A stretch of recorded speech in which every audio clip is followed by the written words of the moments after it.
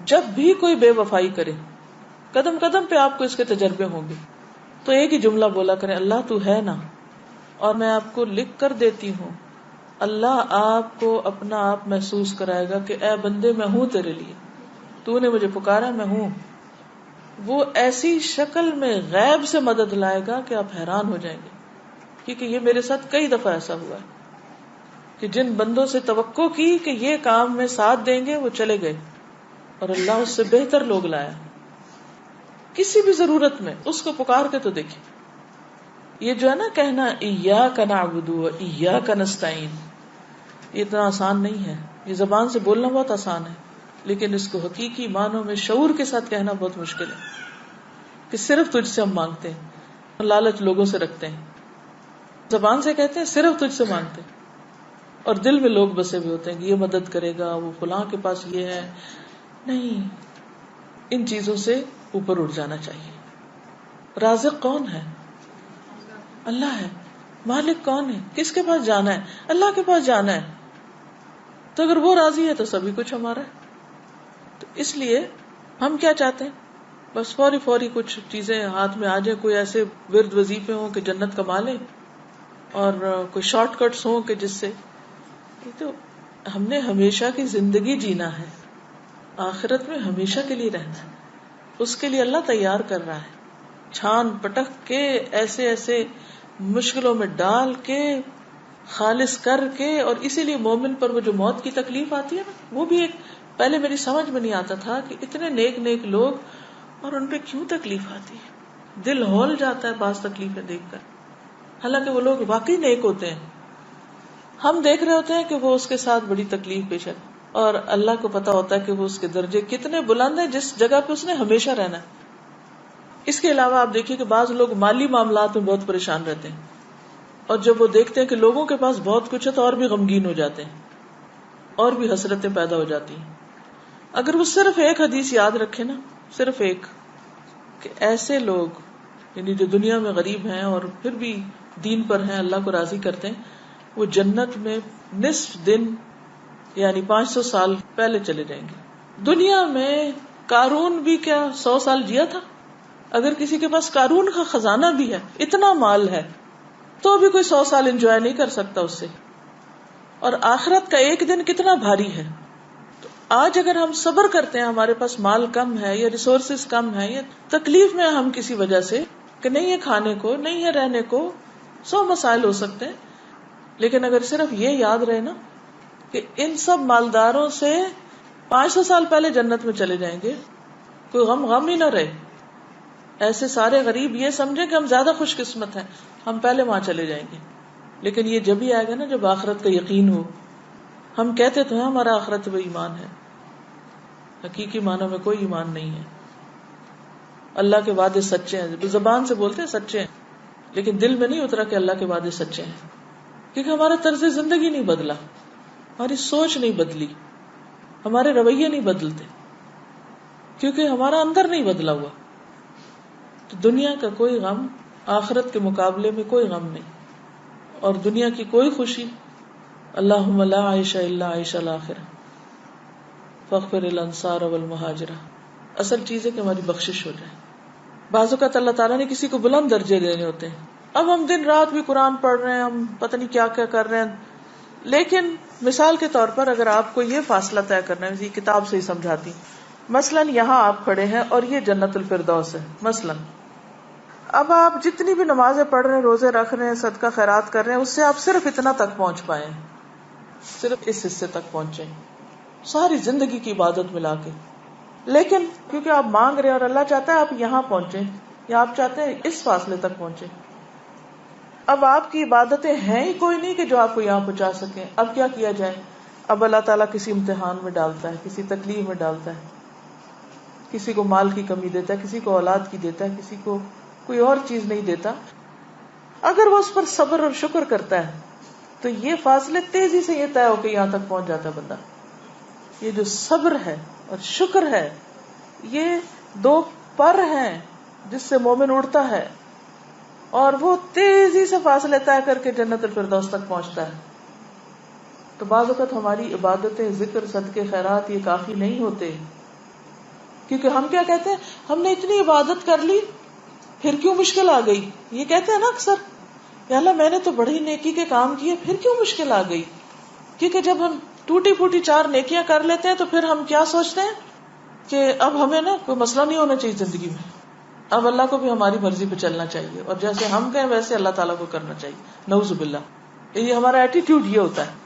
اور اگر ہماری عبادتوں کے باوجود کوئی مشکل آتی ہے تو ہمیں سمجھ ہی نہیں آتی کہ پھر کیوں آ گئی. ہم تو نہیں ڈیزرو کرتے تھے یہ تکلیف, ہم تو بڑے نیک تھے. انتہائی نہ سمجھی. اللہ دراصل درجے بلند کرنا چاہتا ہے, اور آپ کہتے ہیں کہ ہم نے تو نیکیاں کر لی تھی تو پھر کیوں ہو گیا یہ. یا دوسروں کو بھی ہم دیکھتے ہیں, ہم کہتے ہیں ہائے توبہ, کیا فائدہ نیکی کرنے, اتنا نیک تھا اور دیکھو کیا مشکل آ گئی اس پہ, ضرور کچھ اندر خانے برا کیا ہوگا. یہ سخت ناسمجھی کی باتیں. اللہ ہی جانتا ہے کہ وہ کس کو کس حال میں کیوں ڈال رہا ہے, خواہ وہ کسی عورت کی تکلیف ہو, یا کسی مرد پہ کوئی مشکل وقت ہو, یا کسی بھی طرح کا کوئی زندگی میں سٹریس ہو. بس ہر حال میں کہ یا اللہ تیرے فیصلے بڑے ہی اچھے ہیں اور سچے ہیں, بس تو مجھے عافیت میں رکھ, ایسے امتحان میں نہ ڈال کہ جس سے میرے منہ سے کوئی ناشکری کی بات نکلی. وہ وقت ہوتا ہے خود کو کنٹرول کرنے کا, کہ منہ سے ایسی بات نہ نکلے جو اللہ کو ناراض کر دے, ہمارے رویے میں اور دل میں ناشکری نہ آئے کہ جو خدا کو ناراض کرے, کیونکہ زندگی کا امتحان بڑا سخت ہے. کل میری ایک اپنی پرانی اسٹوڈنٹ کے ساتھ ملاقات ہوئی, تو اس کے شادی کو کافی عرصہ ہو گیا, بچے نہیں ہوئے. تو جب مجھے ملی تو میں نے دعا دی, میں نے کہا اللہ تمہیں صالح اولاد دے. تو پھر اس نے اپنا تھوڑا سا شیئر کیا, کہنے لگی کہ ایسا ہے کہ میرے ہسبینڈ میں کچھ مسئلہ ہے. تو میں نے اس پہ کہا کہ اچھا. کہتی کہ بات یہ ہے کہ اگر بچے نہیں تو ایک مسئلہ ہے نا, اور اگر بچے ہوں تو 1000 مسئلے ہیں. کتنی خوبصورت بات ہے. ورنہ ایسی لڑکیاں سارا وقت فرسٹریشن کا شکار رہ سکی, میری شادی یہاں کیوں ہو گئی. اب آپ دیکھیے کہ رشتے ملنا ہی مشکل ہے والدین کے لیے. ایک مثال ہے, رشتے ملنا ہی مشکل ہے. اللہ نے اگر ایک ٹھکانہ دے دیا, شوہر دے دیا, قدر کرنے والا ہے, اب اس بیچارے کے بھی بس میں نہیں. اب وہ علاج بھی کرا رہا ہے, اچھا سلوک بھی کر رہا ہے, ٹھیک ہے. اگر یوں دیکھا جائے کہ عورت کو کیا حق ہے, اور قانونی طور پر آپ دیکھیں تو ٹھیک ہے, عورت یہاں خلا لے سکتی ہے, بڑی جینوئن ریزن ہے, الگ ہو سکتی ہے.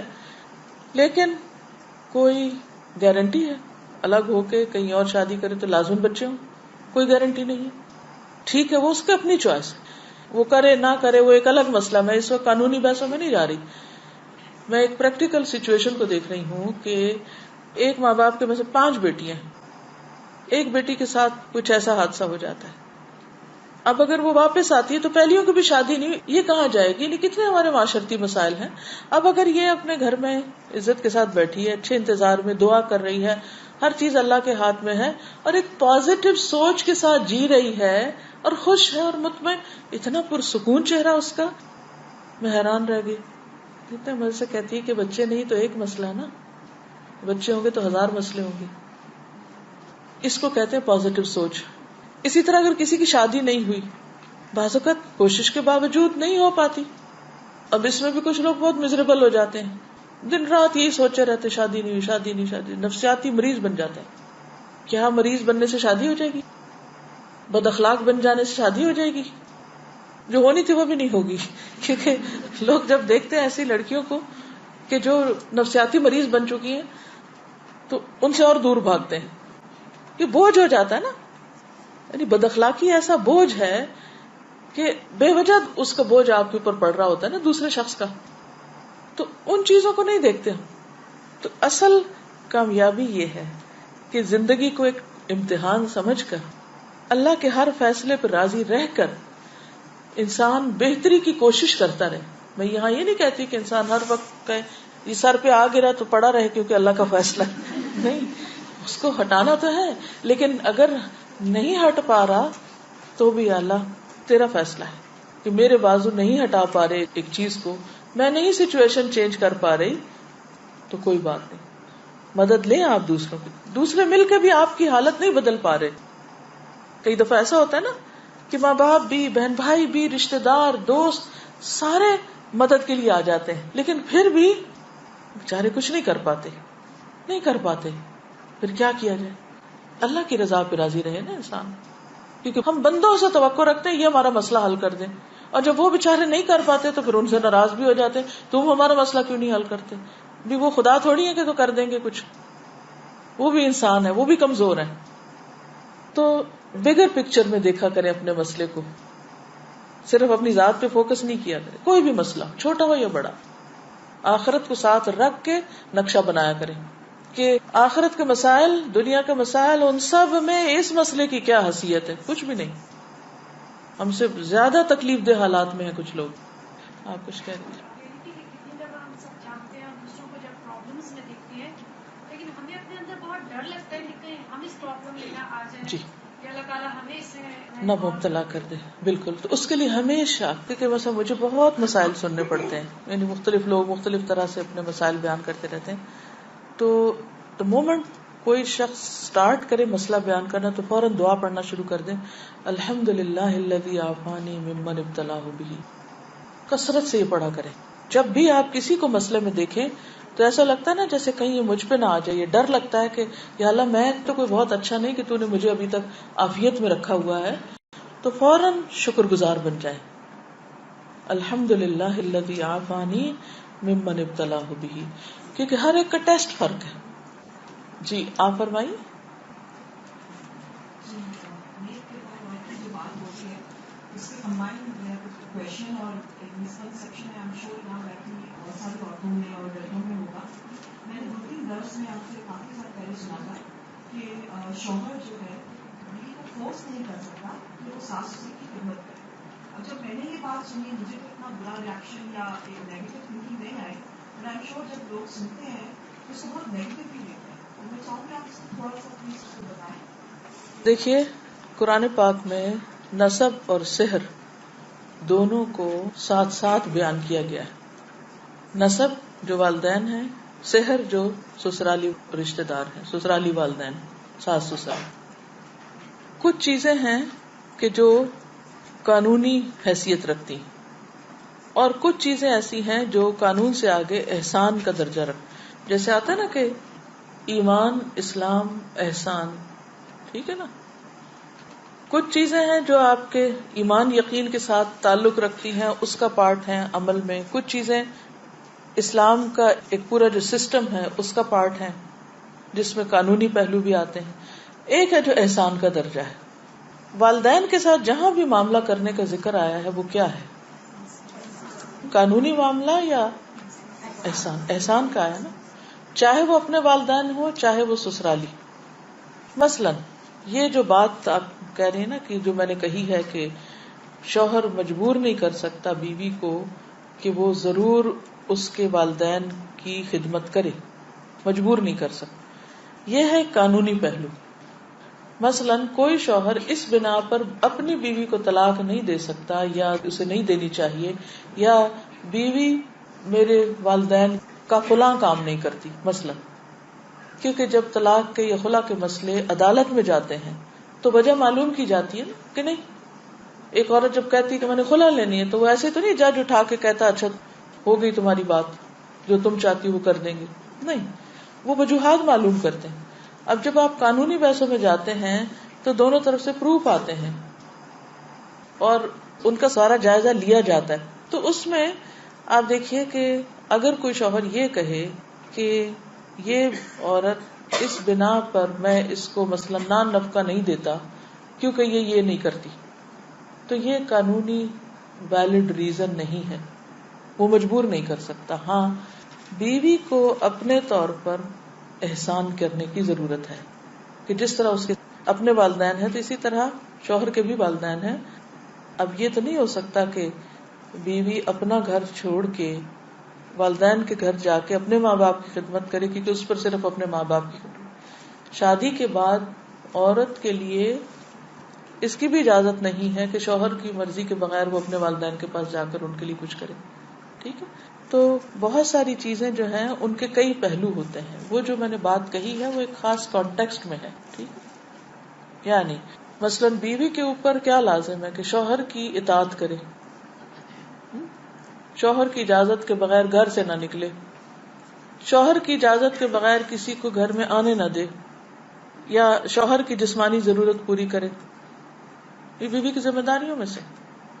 اگر کوئی عورت نہیں کرتی تو پھر اس کا حکم کچھ اور ہے، اس کا کتنا گناہ ہے وہ سب آپ کو معلوم ہے.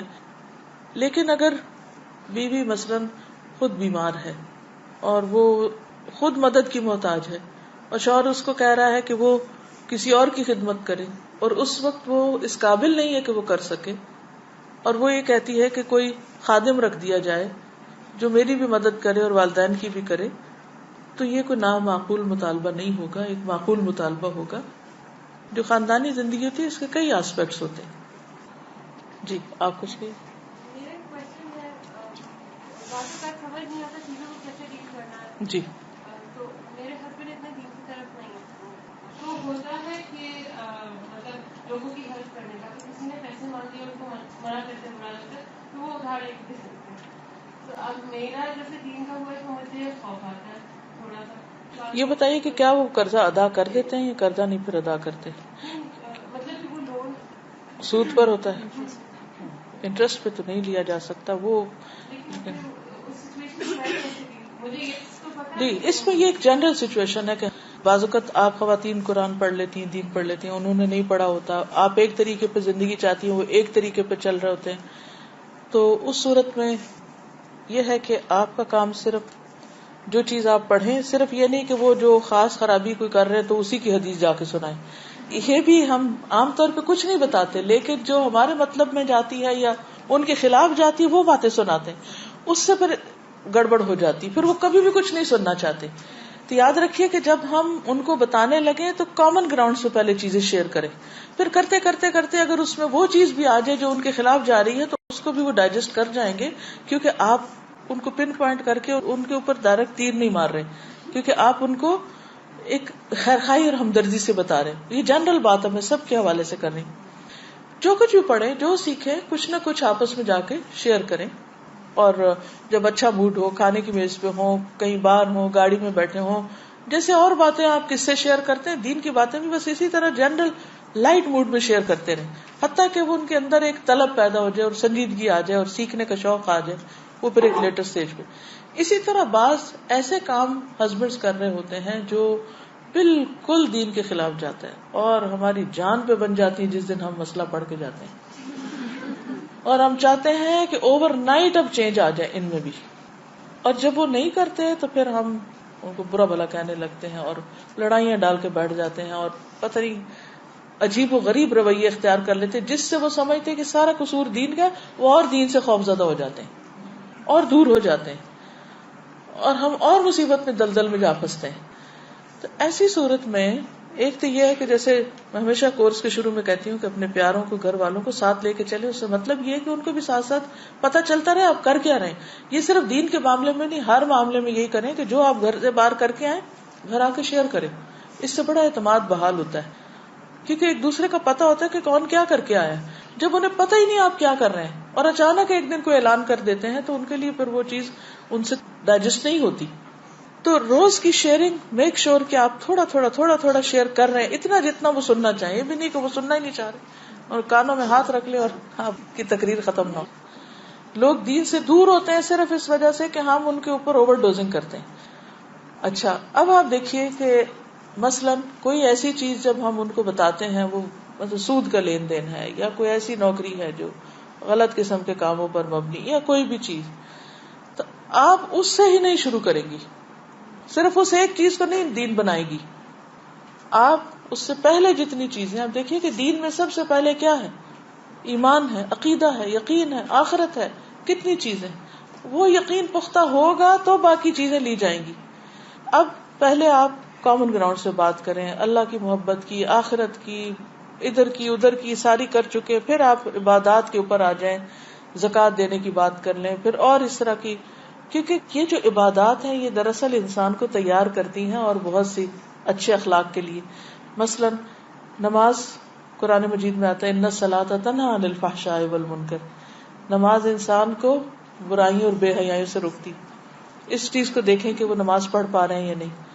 اگر وہ نہیں پڑھ پا رہے تو ان کی مدد کریں کہ وہ کسی طرح اس کے لیے تیار ہو جائیں. زکوٰۃ دیتے ہیں کہ نہیں، کیونکہ زکوٰۃ انسان کے اندر سے بخل اور تنگ دلی نکالتی ہے. پھر روزے رکھتے ہیں کہ نہیں؟ کہ روزہ رکھ کر انسان جھوٹ بولنے سے اور نشہ آور چیزوں سے اور بہت سی اور بری چیزوں سے بچتا ہے. فرض روزوں کے علاوہ نفل خود بھی رکھے تو ان کو بھی ساتھ لانے کی کوشش کریں. پھر اس طرح اگر ابھی تک حج پہ نہیں گئے تو حج پہ جانے کی تیاری کریں آہستہ آہستہ, اس کے لیے ذہن تیار کریں, کیونکہ وہاں جا کر بھی انسان کے اندر بہت سا چینج آتا ہے اور انسان سوچتا ہے اچھا میں حج سے آ کے یہ برا کام چھوڑ دوں گا. یعنی کئی ایک طریقے. پھر اس کے بعد یہ ہے کہ آپ سارے طریقے آزما چکے لیکن کچھ بھی کام نہیں کر رہا. اب آپ کا فرض کیا ہے؟ وہی کریں جو حضرت آسیہ نے کیا تھا. حضرت آسیہ نے فرعون کے مقابلے میں کیا کیا تھا؟ صبر کے ساتھ وقت گزارا تھا, گھر چھوڑ کے نہیں چلی گئی تھی. اللہ تعالیٰ نے ان کو جنت کی عورتوں کے سردار بنایا ان کے صبر کی وجہ سے, کیونکہ جہاں امتحان بڑا ہوتا ہے وہاں اجر بھی بہت بڑا ہوتا ہے. تو یہ جن عورتوں کو جنت کا سردار کہا گیا ہے ان کے کردار کو دیکھیں کہ انہوں نے کس طرح زندگی بسر کی. سارا کچھ بتانے کے باوجود بھی اگر وہ غلط کام چھوڑ رہے تو یو آر ناٹ ریسپانسبل. وہ ریسپانسبل ہیں, آپ نہیں ہیں. آپ نے اپنا فرض پورا کر دی. ہوپلیس کیس کبھی بھی نہیں بنائے. یو نیور نو کہ کون کس وقت توبہ کر لے. ٹھیک ہے نا, اس پر خوش نہ ہو, راضی نہ ہو, تعاون نہ کرے برائی پر. اپنا ڈس لائکنگ جو ہے ان کو پتا ہو کہ آپ اس کو پسند نہیں کرتے, پتا ہو کہ کیوں نہیں کرتے, اور اس کے بعد آپ صبر کریں. جی آپ کی کوئی بات رہے گی تو آپ کر لیجیے. اب جیسے ہاں اس میں یہ بھی ہوتا ہے نا کہ دوسروں کے ساتھ ہمارے اوپر بھی مطلب اچھائی وہ کرتے ہیں, مطلب اگر کبھی اس سے کر لیں تو اب مجھے یہ نہیں سمجھ آتا کہ میں آرام سے تو کہہ دیتی ہوں کہ مجھے اس چیز سے یہ نہیں چاہیے. فار ایگزامپل بات یہ کیا ہے, مجھے اس سے نہیں چاہیے, لیکن ہاں ایک اور چیز یہ کہ بس کوئی چیز ایسی لائے ہیں تو اس وقت جب لا رہے ہیں اس وقت کچھ نہیں کہیے. جب بعد میں آرام سے بات ہو سننے کے, پھر آپ سمجھتے کہ آپ پینیٹریٹ کر رہے ہیں, بات جا رہی ہے, اس وقت بولیے تاکہ وہ اس کو سمجھ جائیں کہ آپ کیوں اس چیز کو چاہ رہی ہیں یا نہیں چاہ رہی. ایک چیز ہے کہ ہم سب کو حکمت مانگنے کی ضرورت ہے. اللہ تعالیٰ اگر ہمیں طریقہ سکھا دے تو چیزیں آسان ہو جاتی ہیں. جی سر میں پرسنل ایک ایکسپیرینس بتاؤں گی کہ ہم لوگ نا رینٹ والے گھر میں رہتے تھے, تو اس کا $1,000 کرایا تھا. تو میرے ہسبینڈ کے دوست نے ہم کو کہا کہ تم گھر کیوں نہیں لے لیتے, اس نے گھر لیا تو $650 پیمنٹ ہے مورگیج. میرے ہسبینڈ گھر آئے تو مجھے کہتے ہیں مورگیج حلال ہے کہ حرام ہے. میں نے کہا سود کی قسم ہے اور اس طرح سے. پھر اس کے بعد خیر بھر انہوں نے کہا نہیں میں سوچوں ہم گھر لے لیں گے. اچھا میں نے کچھ نہیں کہا, میں نے کہا ٹھیک ہے جیسے آپ کو صحیح لگتا ہے. اچھا پھر مجھے کہتے ہیں ہم گھر دیکھنے جائیں گے. میں نے استخارہ کیا, پھر ہم گئے, اس گھر میں کچھ سال کی پسند آیا. اور اللہ کا شکر ہے کہ میں نے اپنے ہسبینڈ سے بحث کی, میں صرف اللہ سے دعا کرتی ہوں. اور اللہ کا اتنا احسان ہے کہ اتنے گھر ہم نے دیکھے, اور میں ہر جگہ ان کے ساتھ چلی جب اللہ سے دعا کرتی تھی کہ اللہ ہمارے رزق میں برکت دے اور ہم حلال طریقے سے گھر لیں. اور اللہ کا اتنا احسان ہے کہ نہیں ہوا کچھ. تو میں نے پرسنلی یہ دیکھا ہے کہ جب بھی ایسا معاملہ ہو تو ڈیفینسو ہونے کے بجائے اللہ پہ چھوڑ دینا چاہیے. کیونکہ مجھے تو سازا اپنی زندگی میں یہ لگتا ہے کہ دل اللہ تعالیٰ بدلتے اور حالات بھی اللہ بدلتے. بالکل. اگر اللہ پہ بھروسہ رکھیں گے تو انشاءاللہ اللہ تعالیٰ بہتر صورت نکالتے جو ہم نہیں نکالتے. بالکل. اور پھر میں کہتی ہوں نا ان کی جگہ اپنے آپ کو رکھ کے دیکھیں, وہ بھی تو ایک بھلائی چاہ رہے ہوتے ہیں نا, لیکن ان کے بھلائی چاہنے کا طریقہ درست نہیں بھی ہو سکتا یا درست ہو سکتا ہے. تو اس صورت میں یہ جو ہے کہ انسان استخارہ کر کے دعا کر کے اور پھر فیصلہ کرے. اب ایسا کل میرے بیٹے نے کہا کہ میں فلاں جگہ جانا چاہتا ہوں, آپ کیا کہتی ہیں, جاؤں کہ نہیں؟ میں نے کہا آپ استخارہ کریں اور پھر مجھے بتائیں. اب میں اندر سے چاہ رہی تھی کہ میں اسے کہوں کہ نہیں, اور میں ماں ہوں, میں کہہ سکتی ہوں کہ نہیں, لیکن کیا میری وہ نہیں اس کو فیصلہ کرنے میں مددگار ہوگی؟ اس کو تو ہو سکتا سمجھ ہی نہ ہے میں کیوں نہیں کہہ رہی ہوں, اور اس میں بحث ہو جائے.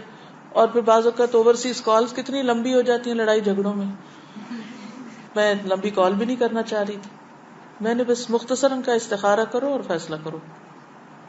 حالانکہ ہی از اونلی 17 بٹ لیٹ ہم میک ڈیسیژن. اس کو ڈیسیژن لینا چاہیے, کیونکہ بہت سے ڈیسیژن ہم لینا چاہتے ہیں اور اللہ تعالیٰ کچھ اور چاہتا ہے. تو اللہ سے بڑھ کے کون ہمیں فیصلہ کرنے میں مدد دے سکتا ہے؟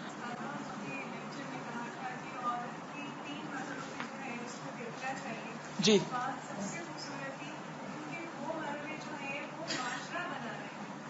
پہلا مرحلہ تھا کہ جس میں بیٹی کی تربیت ہے, دوسرا مرحلہ ہے جس میں وہ اپنی بیوی کا کردار ادا کرتی ہے, اور تیسرا ماں کا. تو جو بیٹی والا مرحلہ ہے وہ اتنا امپورٹنٹ ہے کیونکہ وہی سب کو آگے لے کے جا رہا ہے.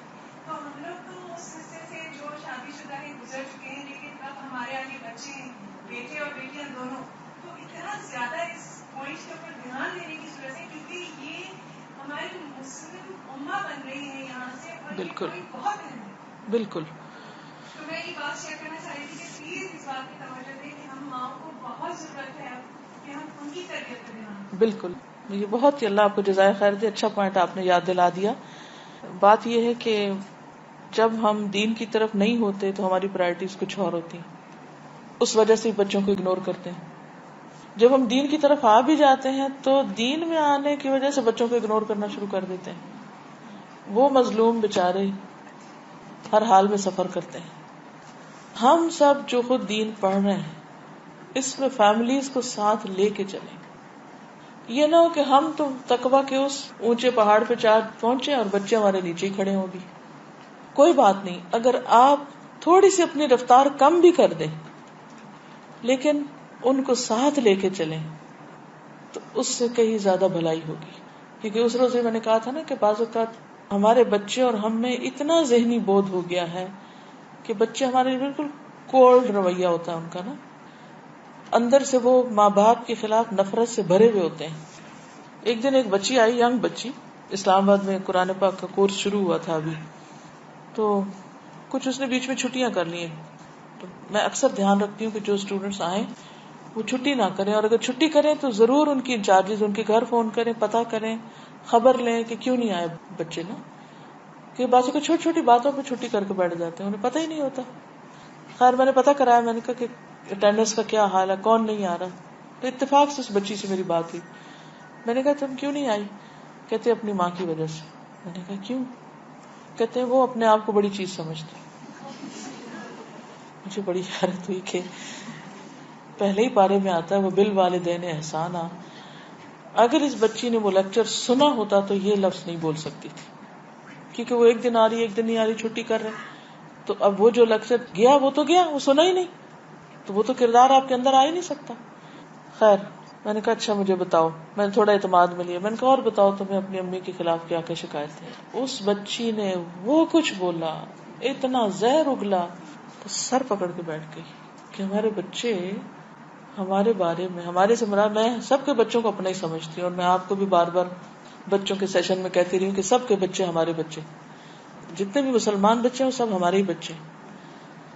تو میں نے کہا ہمارے بچے جو ہیں وہ یہ سوچتے ہیں بڑوں کے بارے میں یا ہمارے بارے میں, تو ضرور پوچھئے, جاننے کی کوشش کی. ہو سکتا ہے جھوٹ بول دیں, آپ کے سامنے نہ بھی بولیں کہ وہ آپ کو کیا سمجھتے ہیں, لیکن اس کو فار گرانٹیڈ نہ لیں کہ ہمارے بچے لہٰذا ہم سے ضرور محبت کریں گے یا محبت کرتے ہیں یا ہم کو چاہتے ہیں. ضرور جاننے کی کوشش کریں کہ وہ آپ کے اس رویے کو کہ آپ دین پڑھ رہے ہیں وہ کیا سوچتے ہیں.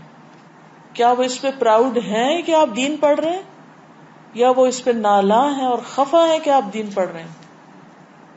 ایسا نہ ہو کہ ہم دین کی وہ شکل پیش کریں کہ ہمارے بچے دین سے بھاگ جائیں. اس چیز کا بہت خاص خیال رکھنا ہے آپ نے. اور بعض اوقات ہم اپنی دنیا میں گھوم رہے ہوتے ہیں, بھاگ رہے ہوتے ہیں, اور ہم کہتے ہیں ہمارے بچے ہیں نا, ہم نے دنیا بھر کے کھلونے لا دیے ان کو, تو اس لیے وہ ہم سے بہت خوش ہیں, انہوں نے جو مطالبہ کیا ہم نے پورا کر دیا, لہٰذا وہ ہم سے کیسے ناراض ہو سکتے ہیں. آپ یقین کریں کہ جتنی بھی پیمپرنگ ان کی کرتے جائیں وہ اتنے ہی اور زیادہ بگڑتے جائیں گے اور ہمارے بارے میں نالاں ہوتے جائیں گے. تو خصوصاً ینگ بچیوں کی تربیت کس ڈھنگ پہ ہو رہی ہے؟ کیا وہ اس رول کے لیے تیار ہو رہی ہیں جو بیوی اور ماں کا ہے, جو الٹیمیٹ رول ہے اس دنیا میں ان کا؟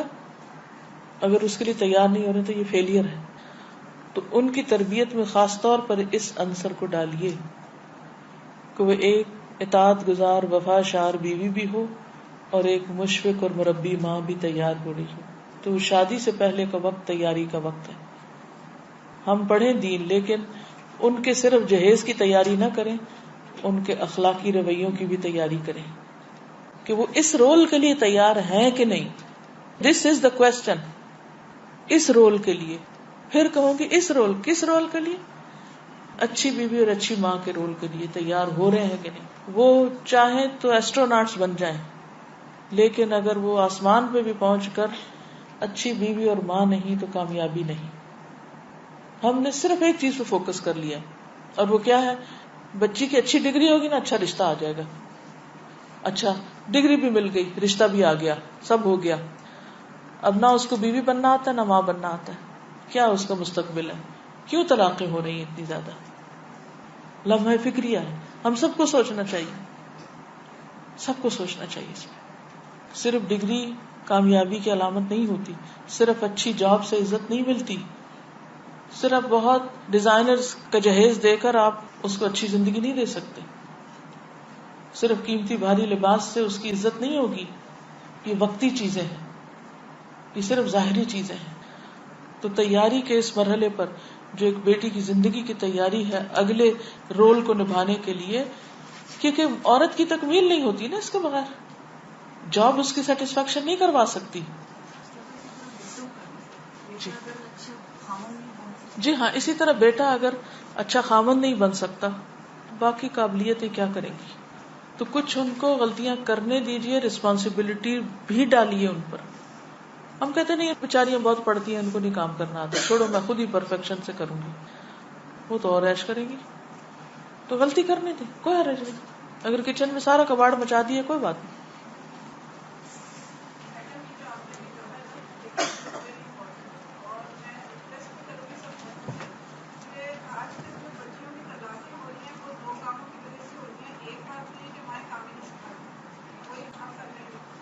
ہم کر لیں گے, آپ بیٹھ جائیں, اچھا نہیں کریں گے, ضائع جائے گا, نہیں تو اس لیے اس کا وہ کام ہی نہیں ہوتا. اور سسرال جا کے وہ کام نہیں کرتی, اس وجہ سے طلاق ہوگی. دوسری جو آپ نے نکلی ہے بات, دیکھا ہے جو پہلے لڑکیوں کی ماؤں سے جھگڑے ہوتے ہیں, انہیں لڑکیوں کے پھر سسرال جا کے سسرال والوں سے جھگڑے ہوتے ہیں. جی, اور اس کے بعد کیا ہوتا ہے کہ وہ مائیں جو آپس میں پہلے فریق ہوتی ہیں بیٹی, وہ ماں بیٹی کو پروٹیکشن دینا شروع کر دیتی ہے, اس کا پارٹ بن جاتی ہے. صحیح بات. اور اس سے جھگڑے شروع ہو جاتے ہیں. تو جھگڑے شروع ہوتے ہیں, پھر نصیب کی بات ہے, کبھی لڑکی لڑکے کو لے کر الگ ہو جاتی ہے اور کبھی خود الگ ہو کے آ جاتی ہے.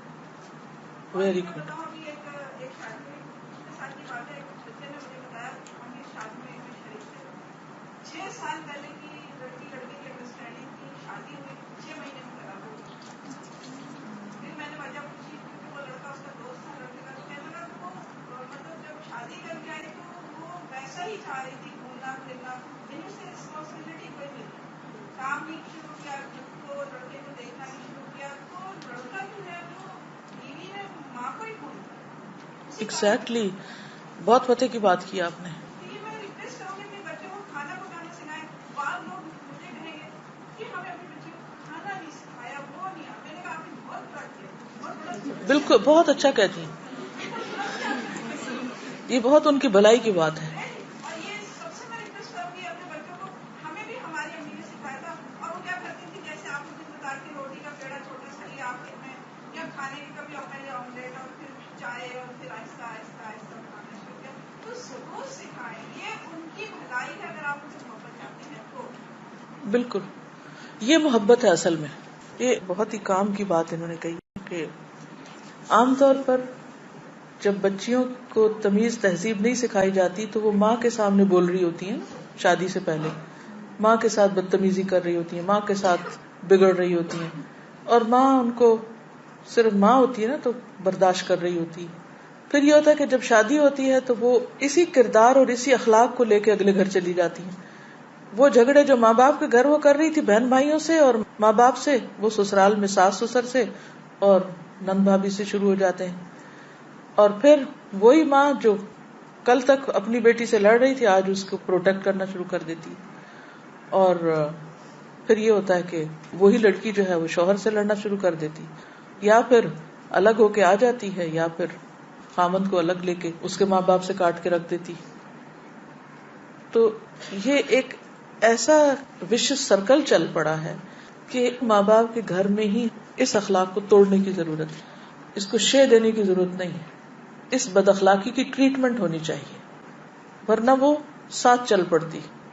اور اگر وہ ساتھ چلتی ہے تو پھر جب وہ ماں بنتی ہے، مثلا اس نے سسرال سے لڑ کے میاں کو الگ کر لیا، سارے الزام سسرال کو دے کے، اب کیا ہے کہ وہ ماں بن گئی ہے. اب ماں بن گئی ہے، اب وہی بدتمیزی بد اخلاقی اپنے بچوں سے کرنا شروع کر دی اس نے. اب اگلی نسل پھر بگڑ رہی ہے. یہ کہاں تک چلے گا سلسلہ؟ تو کم از کم جو لوگ قرآن پڑھ رہے ہیں، دین پڑھ رہے ہیں، وہ تو اپنے رویے بدلیں، وہ تو اپنے گھروں میں قوا انفسکم واہلیکم نارا کریں. میں یہ کہہ رہی تھی کہ ایک ایٹیٹیوڈ ایک جنرلی یہ بھی دیکھا کہ فوراً لڑکوں میں ہو یا لڑکیوں میں، جیسے لڑکا ہو تو ہر قسم کی چیزیں از آل رائٹ، شادی ہو جائے گا تو ٹھیک ہو جائے گا، اور لڑکیاں اور لڑکی ٹھیک کرے اس کو آ کے. جی وہ لڑکی ٹھیک کرے. اب وہ رکتا کوئی نہیں ہے. اور پھر وہ اگر لڑکی ہو تو وہ جو چاہے کرے، وہ شادی ہو جائے گی تو ٹھیک ہو جائے گی، اور پھر اس کے بعد وہ کنٹینیو رہتا ہے. پھر ہم کہتے ہیں وہ بچہ ہو جائے گا تو ٹھیک ہو جائے گی. تو وہ ٹھیک نہیں ہوتا انلیس اینڈ انٹل وہ فکس ہو، بھلے وہ لڑکا ہو یا وہ لڑکی ہو، بھلے وہ زبان کی بے اخلاقی ہو یا تو بالکل ایٹیٹیوڈ میں کوئی یا عمل میں ہو، صحیح نہیں ہوتی وہ. We can't just let go of it کہ وہ بالکل. صحیح ہو جائے.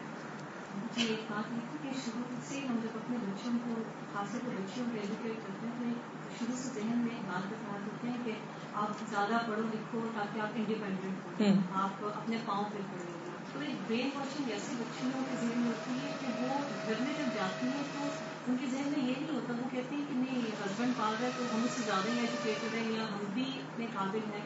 تو یہ جو ایک مائنڈ سیٹ ہے اس کو بھی بدلنے کی ضرورت ہے کہ بچوں کو جب ایجوکیٹ کریں تو یہ مت کہیں کہ آپ اپنے پاؤں پہ کھڑے اس لیے ہم آپ کو ایجوکیٹ کریں تاکہ آپ دوسرے گھر پہ جا کے ایک اچھا رول ماڈل. بالکل صحیح کہا آپ نے، کیونکہ آپ دیکھیں کہ کتنی ہی لڑکیاں ہیں جو اپنے پاؤں پہ کھڑی ہیں، لیکن کیا وہ خوش ہیں؟ خالی اپنے پاؤں پہ کھڑے ہونے سے تو خوشیاں نہیں ملتی.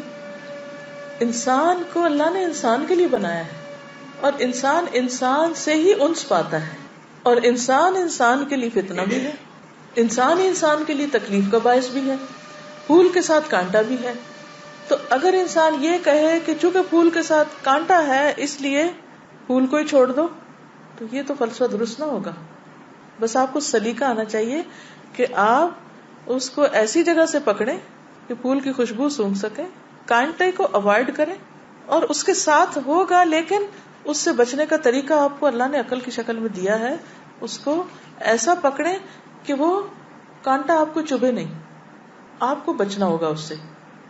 کانٹا تو اپنی جگہ کانٹا ہے، ہم میں سے ہر ایک کے ساتھ کانٹے ہیں، کسی کے ساتھ کوئی ہے، کسی کے ساتھ چھوٹا، کسی کے ساتھ بڑا ہے، لیکن کوئی بھی اس سے پاک نہیں. اور جانے انجانے ہم دوسروں کو دکھ دے جاتے ہیں، بعض اوقات ناسمجھی کی بنا پہ، بعض اوقات اپنی دنیا میں ہوتے ہیں، ہمیں پتہ ہی نہیں ہوتا کہ دوسرا کیا سوچ رہا ہے. ہمارا نیت کچھ اور ہوتی ہے، دوسرا کچھ اور سمجھ کے دکھی ہو جاتا ہے. اب کس کا قصور ہے؟ نہ آپ کا نہ اس کا، لیکن وہ کانٹا تھا جو چپ گیا. اچھا جب کانٹا چپ جاتا ہے تو کیا کرتے ہیں؟ کبھی آپ نے یہ کیا کانٹا چبھا تو پھول پھینک دیا اٹھا کے؟ کیا کرتے ہیں؟ فوراً دیکھتے کہ کہاں کٹ لگا ہے، اور یہ دیکھتے کہ کانٹا ہے کس جگہ اور کون سی جگہ سیف ہے، وہاں سے پکڑوں. تو اللہ نے عقل دی ہے نا، سوچ سمجھ کے کانٹے والی چیز کو پکڑے. تو وہ انسان جو لوگوں کی تکلیفیں برداشت کر کے ان کے ساتھ رہے، وہ زیادہ اچھا ہے. یہ حدیث کے الفاظ ہیں، بنسبت اس کے کہ جو لوگوں سے الگ تھلگ ہو جائے، کہ میں انڈیپینڈنٹ رہوں گا، کسی کے ساتھ نہیں رہوں گا. تو انڈیپینڈنٹ رہنے میں ٹھیک ہے کچھ فائدے ہوں گے، لیکن ساتھ رہنے میں تکلیفیں ہیں مگر فائدے زیادہ ہیں، یہ بھی یاد رکھیے. چلیے آج کے لیے اتنا کافی کیونکہ وقت اوپر جا رہا ہے. جزاکم اللہ خیرا. اللہ تعالیٰ سے دعا ہے کہ وہ ہمیں اچھی بیویاں، اچھی مائیں اور اچھی بیٹیاں بنائے، اور ہمیں اپنے فرائض کو آسان طریقے سے ادا کرنے کی توفیق عطا فرمائے. وآخر دعوانا الحمد للہ رب العالمین. سبحانک اللہم وبحمدک، نشہد ان لا الہ الا انت، نستغفرک ونتوب الیک. السلام علیکم ورحمۃ اللہ وبرکاتہ.